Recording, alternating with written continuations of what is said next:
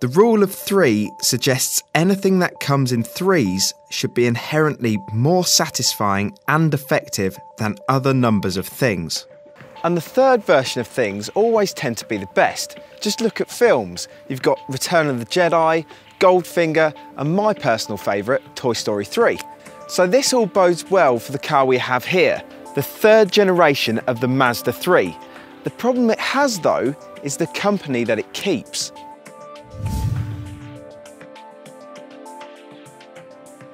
The latest Mazda released, the 6, made a massive styling statement.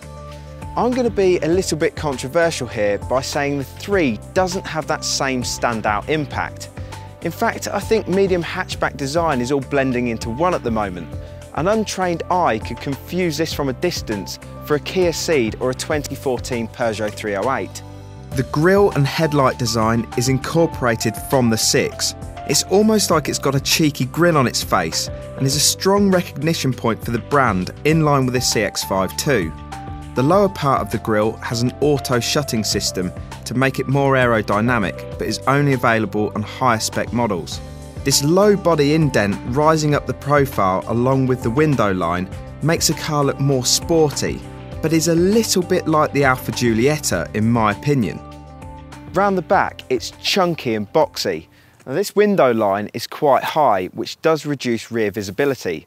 But what we do like is that the boot door splits the rear lights. This means that it doesn't impede on the width of the boot aperture. Now the boot is 350 litres. That's smaller than a Golf, but bigger than a Focus. But it's a long way off the 477 litres offered by the class leader, the Civic. Terminator 3. That was shocking.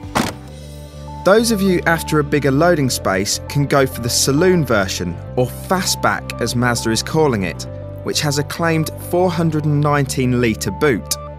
While German and Korean opposition have made massive advances, Japanese interior design has stood still a little recently. The latest Civic is almost unchanged inside, and the newest Toyota Auris looks like it has an interior from the mid-90s. But this isn't the case with the Mazda 3. All the leather finishing and soft touch plastics are of good quality. All the switchgear and main function buttons are in easy reach, and they've designed the interior so it's less distracting to use.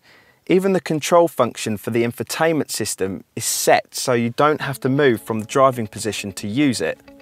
It doesn't quite feel as special as a Mercedes A-Class or an Audi A3, but the tablet-style freestanding display in high-spec models looks really good.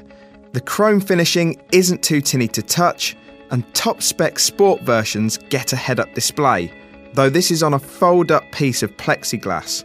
I really like the driving position, with Mazda placing the steering wheel further down. The seats are really supportive and comfortable, especially around the back area, which is great on long, tedious motorway journeys. It feels roomy up front, and Mazda says this is because the 3 has got the longest wheelbase in its class. As you can see, in the back there's plenty of headroom and there's loads of legroom. And even though these side windows are quite small, it doesn't feel too claustrophobic here. Jaws 3D. That was really bad, wasn't it? That was really bad.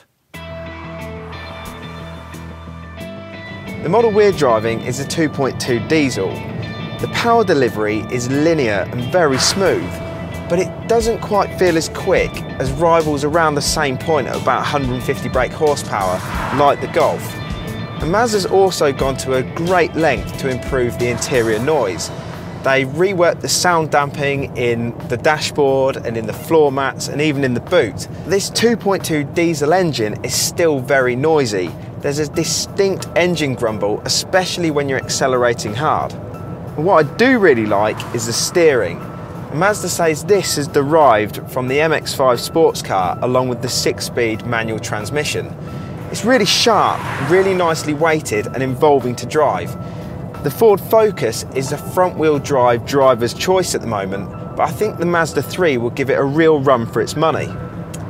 But what's really surprised me is the ride quality.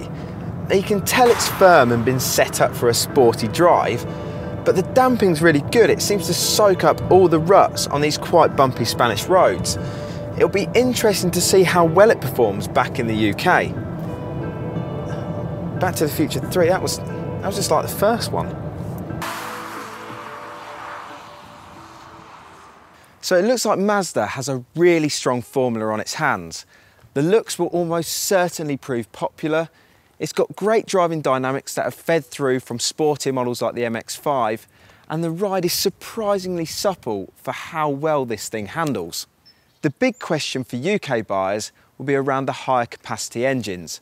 It'll be interesting to see if they'll go for these instead of the lower capacity turbo versions like the Ford Focus 1 litre EcoBoost petrol and the Golf TDI Blue Motion models. This latest generation drives just as well as the rivals and is just as practical. Jurassic Park 3, Transformers 3, they were both awful.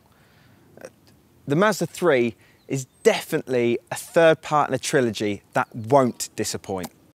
Click the links to read our full review on the previous Mazda 3, to get all test scores for the current generation of the Ford Focus, and to find out more about all the other medium cars the new Mazda 3 goes up against.